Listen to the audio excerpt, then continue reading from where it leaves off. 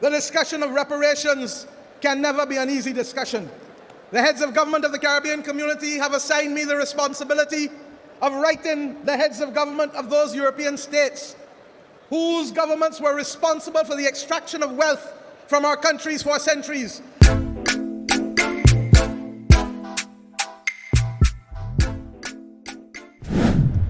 This is a spirit which was imbued in us, and we have no doubt that that spirit owes its heritage to right here where I speak today, in the continent of Africa, because that is what allowed us to keep our heads high in spite of all that we had to face. Today, as we go forward, we simply use the words as I've had to do over the last 4 years in my country as we ourselves face serious economic difficulties and challenges, as we face the climate crisis and the pandemic. And what were those simple words? Simple that our children understand. Many hands make light work. And just as we are prepared to share the burden of adjustment always, we must be prepared to share the bounty that can allow our people always to aspire and to feel that they live as owners in their own country and not tenants in the land. My friends, I ask us once, please, before we go and I close, to reflect on the fact that it was from this coast, regrettably, that many people left. Yes, never to return at that time, but with a wish always in our bosom that their children and great-grandchildren and great-great-grandchildren would come back to this land. We are conscious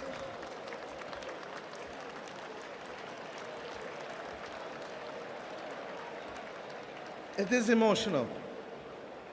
We are conscious that those who put your family in those castles, those horror houses, whether here or in Gorée, did it because they simply did not see you, hear you, or care for you, and did it solely for the purpose of profit and solely for the purpose of power and dominion. It is regrettable that those same motives are showing themselves on the landscape of the world today. And if ever there is a people who can speak out against it with a moral authority, if ever there is the capacity for global moral strategic leadership, Mr. President, it must come from those of us who are affected on both sides of the Atlantic, those of you who lost brothers and sisters, and those of us whose great-grandparents and great-great-grandparents suffered the indignity of being treated less than human. We have come to this point today to say to these young people who sit opposite me that it must never happen again.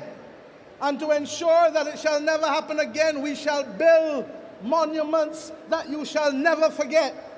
And it is therefore with pleasure that I share with you today that one of your own distinguished citizens, Sir David Ajay, has been the person responsible for designing the monument in Barbados, the country that has had, regrettably, a relationship with racism that is a blot on our history.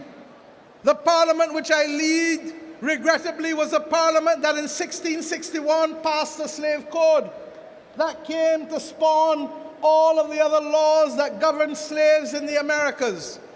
It is for that reason that we, the children of independence, have an obligation to build a monument such that these young people shall never forget the scars of history. And that monument shall pay tribute to 570 slaves buried in the burial ground at Newton Plantation in the parish of Christchurch, Barbados. We shall equally build there a genealogical research center so that we can truly understand who and who is exactly family.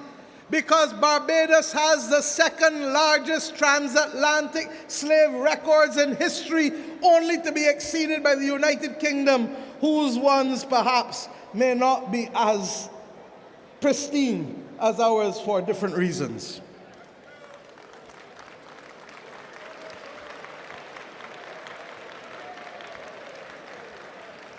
The monument that he has designed shall have 570 timbers standing tall.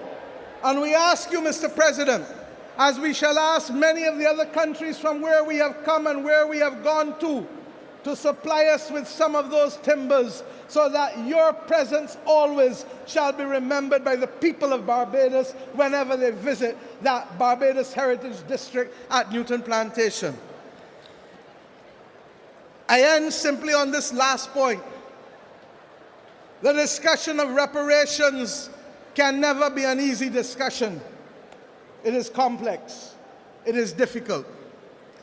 The heads of government of the Caribbean community have assigned me the responsibility of writing the heads of government of those European states whose governments were responsible for the extraction of wealth from our countries for centuries, and who extracted wealth, I dare say, from your continent and your countries too. There are those who will say and remind us that the specter of war makes it an inconvenient time to have this conversation. But may I say that it is never the wrong time to do the right thing, and I therefore hope that we shall have the support of Africa in these difficult and complex conversations that regrettably have led to the extraction of wealth for centuries from our nations in the Americas. Thank you, my brother. My friends, we come to you today conscious that we have returned. We have returned. And it is the ultimate victory to wage against those who said that there shall be no return, that I stand here as a daughter of the Americas, a daughter of Africa, to congratulate you on what has been a magnificent display this morning by your armed forces, by your civilian persons, by the school children of this country.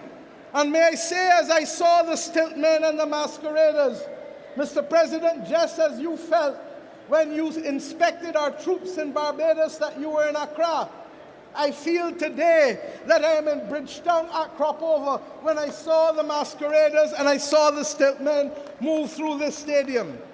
It is a reminder always that we are truly family. So let us not look north. Let us look west and let us look east. And let us be determined always to remove the middleman, to remove the middle leg, and to remove the middle passage. For if we remain committed and focused on that, then I believe that we shall be that humanizing force that the world needs now more than ever in these great times of peril in which we live. For we will know what we must do to bring justice to the fight against climate.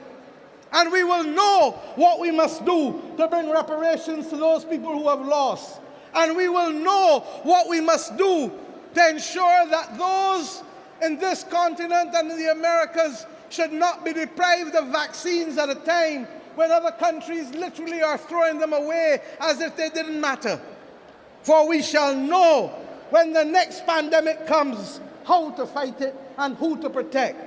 Mr. President and the people of Ghana, I leave you today confident that you shall continue to light a beacon for those of us not only in the continent of Africa, but across the world. And we shall join you in holding that beacon, that everlasting fire, if only because it is a moral and just fire.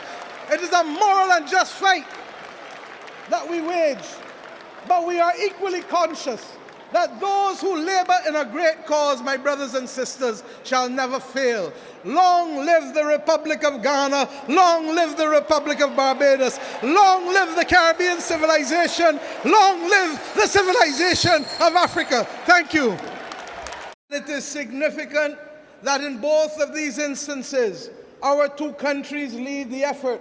In your case, for the Africa Continental Free Trade Area, and in the case of Barbados, for the CARICOM single market and economy. We've also agreed that we should collaborate and work much closer at the United Nations, because many of our objectives are the same and our mission is the same. We may have different routes by which we must get there, but if we have the same destination and if we have the same purpose, then we have a duty to collaborate and cooperate with each other. We've also agreed that that collaboration should be heard as we raise our voices against the inequity of vaccine distribution that has bedeviled our world as if there were truly first-class and second-class nations of the world. We reject that. We reject that. We ask ourselves to cooperate equally on the matters of the climate crisis, and we do so conscious that each of us is affected. You here with the same coastal erosion, whether in the Volta region or the Greater Accra region, or with the flooding that has regrettably taken lives here in your own country in 2019 and as recent as last year in August, affecting your ability to produce food, affecting your ability to buy food, because the costs continue to rise. And now that it is compounded by the realities of the pandemic and the realities of the war in Ukraine, we expect, regrettably, that there will be difficult times, that there will be increases in prices continuing.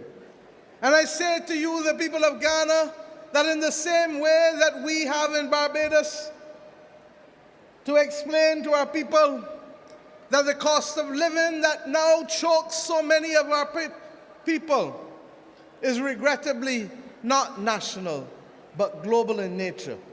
For we only need to look at the impact that will be happening soon as we get our next shipments of oil, as we get our next shipments of food, as we get our ability to negotiate whether we can in fact get the shipping arrangements to receive that which we want to buy.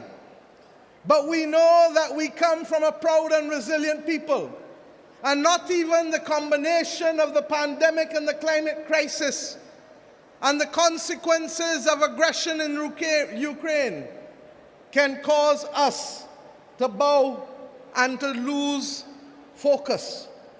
Yes, the times will be hard, but our ancestors have shown us that even in hard times, we can rise above this and hold firm to the view that we are a resilient and dominant people capable of moving strong ahead. It is for that reason, Mr. President, that when we look at the global architecture and the lack of fairness in the structure of it, we too echo your own calls and that of others, that the African Union should be given a chance to become part of the global leadership if it is to be legitimate and if it is to be morally accepted by us all. The G20 cannot remain 20. The G20 must become the G21, for we know that in the African Union you constitute the 5th largest economy in the world with just under 3 trillion in production on an annual basis. And we know that the 1.3 billion people of this continent actually have the greatest demographic dividend to be reaped in the 21st century, with the largest percentage of young people on the planet Earth today to be found on the continent of Africa. If there is to be a future for these young people in Africa, then that future must be shaped not just by those who tell us what to do, but must also be shaped by those who experience what it is to provide for the 1.3 billion people on this continent.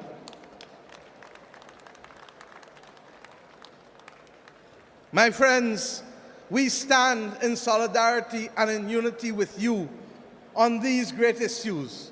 And I can do no better than to quote your own founder leader in his wise words as he addressed the OAU summit in May of 1963, when your president said, and I quote, "Do we have any other weapon against this design but our unity?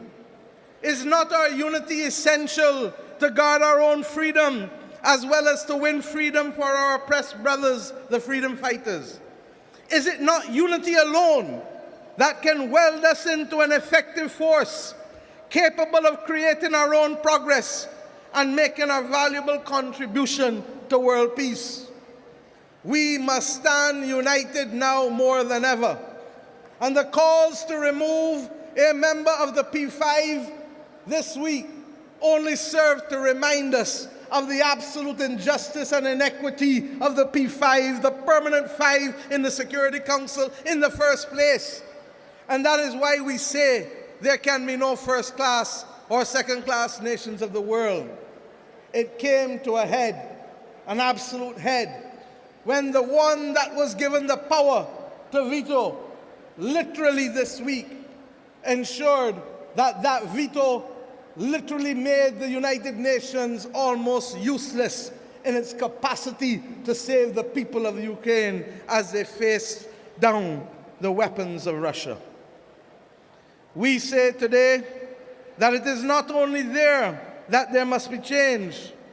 We ask the world to also recognize that the international financial institutions cannot accept that two countries, namely Greece and Ghana, can go to the market to borrow money, have the same credit rating, but Greece must be able to borrow, and regrettably, at a fraction of what Ghana must now pay for the cost of capital. That is and cannot be part of a fair and just world in the 21st century. And why must it change? Because in a very real sense, even though we settled the individual rights to protect each and every one of us, at the formation of the United Nations, we preserved an old colonial order of empires having the right to determine what the global community should look like. We now know that it does not work. And we now know that the time has come to work together to change it for the betterment of the nations of the world altogether, yes, but in particular for the betterment of the people of our nations who were suppressed and colonized, regrettably, for too long. My friends, I ask us also to recognize that in today's world, technology makes geography and size almost irrelevant. And therefore, it gives us that unique opportunity, and certainly as we have done in the Caribbean and in my own country, to assert that the time has come to reclaim our Atlantic destiny, that the time has come for strong strategic leadership. And that is why we have come to look to you on so many things for partnership as you have looked with us. I stand here today on your Independence Day to thank the people of Ghana for being able to support us in our need for nurses, with the first 95 nurses having gone to Barbados in July of 2020. We thank you, the government and people of Ghana, for that most generous gesture. And we are heartened that they have made a huge difference to our public health care system. So much so that we have just completed interviews for just under another 200 nurses to come to Barbados in the near future. We thank you equally for allowing us to work together to see how we can bridge the gap of travel between our nations. It cannot be acceptable that we must all go north to come back south when we can easily go east or west. To go 7 hours and 50 minutes to London is much longer than if I would have come direct to Accra. It is within our grasp, Mr. President, to change these simple facts to connect our people.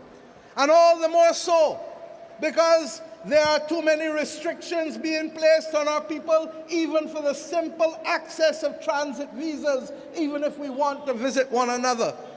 We are independent, and we must now shape our future truly in the image of where we want our people to go, rather than being victims of the decisions of others over whom we have little control. I am happy that we were able equally to establish in the last year a mission, an embassy in this country to be able to promote trade, culture, and diplomacy. And the Barbados Embassy at Ghana in Accra is one of our first that have been established in the continent of Africa, along with our embassy at Nairobi. That it has taken 55 years for us to have a presence in Africa is a regrettable thing. That it has happened is something of which we can all be proud, for it lays the foundation for greater cooperation between our people in the small and the large things that matter. Mr. President and the people of Ghana, let me say that I want to share just a few 2 minutes with you about who we are as Barbadians and what we stand for. We are a people who are very proud. And we know, as I did and said when I addressed your parliament, that we were an Akan-speaking nation in the 17th century, that many of our people owe their inheritance to this great nation. And it is that spirit of resilience that you have shared with us that has come through the centuries in spite of the horrors of slavery. That for us, on 166 square miles, land means everything. And therefore, not just the possession of land, but the ownership of land must matter. That in our country, and I say so conscious that here in the Cape Coast, education has been critical to you in this part of Ghana. Equally, education is a bedrock upon which our nation has grown and has become more stable and prosperous. I say to you that it is our mission to erase poverty from our landscape, because poverty is a cancer that takes away from our people the right to choose and the right to be. And I share with you two simple things that perhaps say it better than I could ever say. For when we became an independent nation, and the President of the United States of America, Lyndon Johnson, offered to pay our dues to join the Organization of American States, the then Prime Minister and Father of Independence, the Right Excellent Errol Barrow, said to him, "Mr. President, where I come from, if you cannot afford to pay the dues, you do not join the club." That is who we are as Barbadian people. And when he went to deliver the first message on behalf of our people at the United Nations, he indicated something that has remained our motto and our bedrock, and which serves us well today, even as we comment on the crisis in Ukraine, that we shall be friends of all and satellites of none. The discussion of reparations can never be an easy discussion. It is complex. It is difficult. The heads of government of the Caribbean community have assigned me the responsibility of writing the heads of government of those European states whose governments were responsible for the extraction of wealth from our countries for centuries, and who extracted wealth, I dare say, from your continent and your countries too. There are those who will say and remind us that the specter of war makes it an inconvenient time to have this conversation. But may I say that it is never the wrong time to do the right thing, and I therefore hope that we shall have the support of Africa in these difficult and complex conversations that regrettably have led to the extraction of wealth for centuries from our nations in the Americas. Thank you, my brother. My friends, we come to you today conscious that we have returned. We have returned. And it is the ultimate victory to wage against those who said that there shall be no return, that I stand here as a daughter of the Americas, a daughter of Africa, to congratulate you on what has been a magnificent display this morning by your armed forces, by your civilian persons, by the school children of this country. And may I say, as I saw the stiltmen and the masqueraders, Mr. President, just as you felt when you inspected our troops in Barbados that you were in Accra, I feel today that I am in Bridgetown at Cropover when I saw the masqueraders and I saw the stiltmen move through this stadium. It is a reminder always that we are truly family. So let us not look north. Let us look west and let us look east. And let us be determined always to remove the middleman, to remove the middle leg, and to remove the middle passage. For if we remain committed and focused on that, then I believe that we shall be that humanizing force that the world needs now more than ever in these great times of peril in which we live. For we will know what we must do to bring justice to the fight against climate. And we will know what we must do to bring reparations to those people who have lost.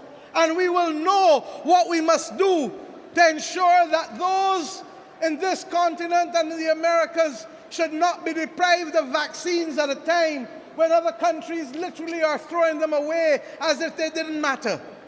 For we shall know when the next pandemic comes how to fight it and who to protect. Mr. President and the people of Ghana, I leave you today confident that you shall continue to light a beacon for those of us not only in the continent of Africa, but across the world. And we shall join you in holding that beacon, that everlasting fire, if only because it is a moral and just fire. It is a moral and just fight that we wage. But we are equally conscious that those who labor in a great cause, my brothers and sisters, shall never fail. Long live the Republic of Ghana. Long live the Republic of Barbados. Long live the Caribbean civilization. Long live the civilization of Africa. Thank you. National rulers and religious leaders of Ghana, members of the diplomatic corps, and indeed my own Minister of Foreign Affairs and my own ambassador,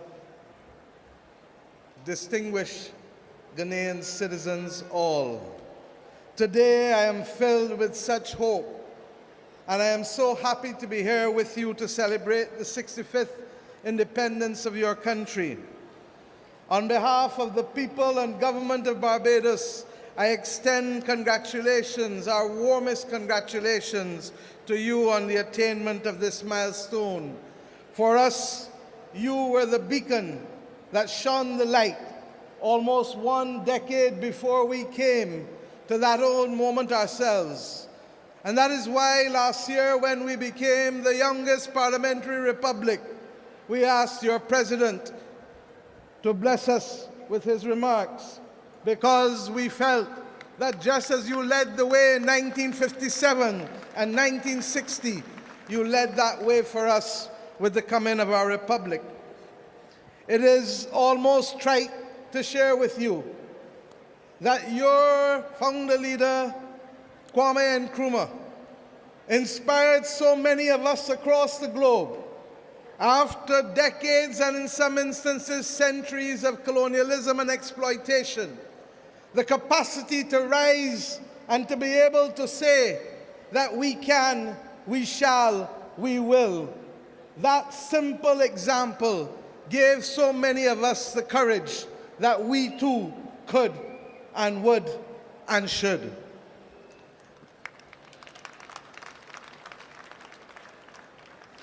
As I indicated to you just last year on the 30th of November, we took that step.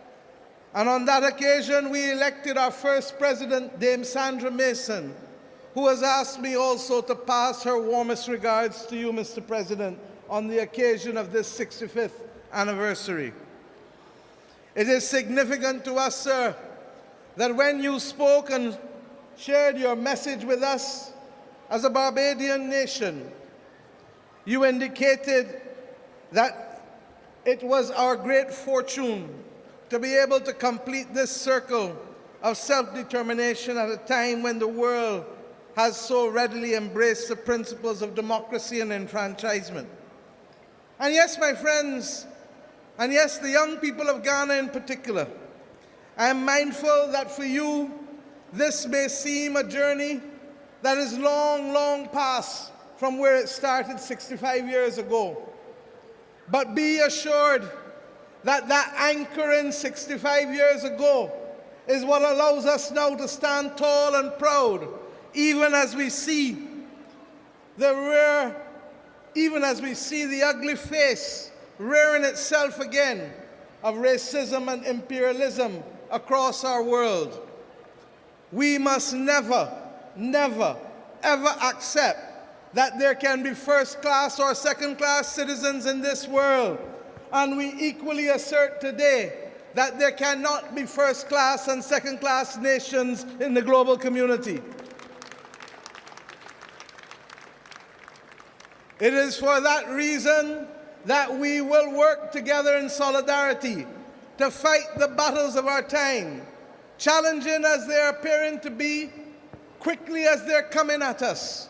For whether it is the climate crisis that affects us, or whether it is the scourge of war that is raising its head yet again, or whether it is the assertion by some who have not been elected to take power from those who were duly elected, we have a duty to stand tall and to protect the principles of democracy and the principles that are anchored in our Constitution and the principles that we committed to in the United Nations Charter and the International Covenant of Civil and Political Rights.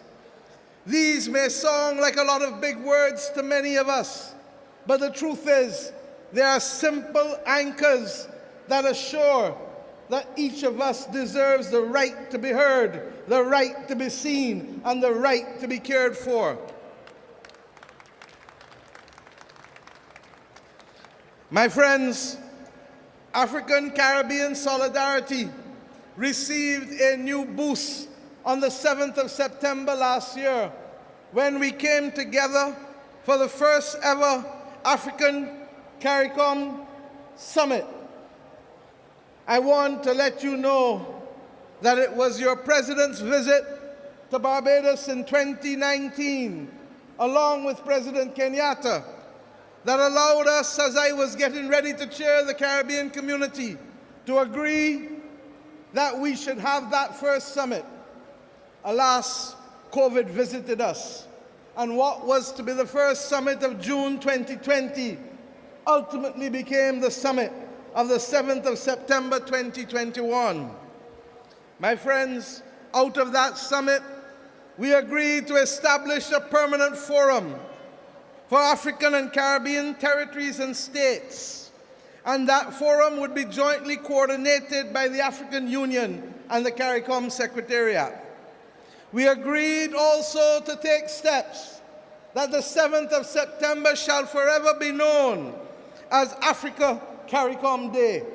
And we ask you, our brothers and sisters in Ghana, as we will in Barbados, to celebrate that day with the knowledge that those of us across the Atlantic can never be divided, not even by the forces of history or the passage of time.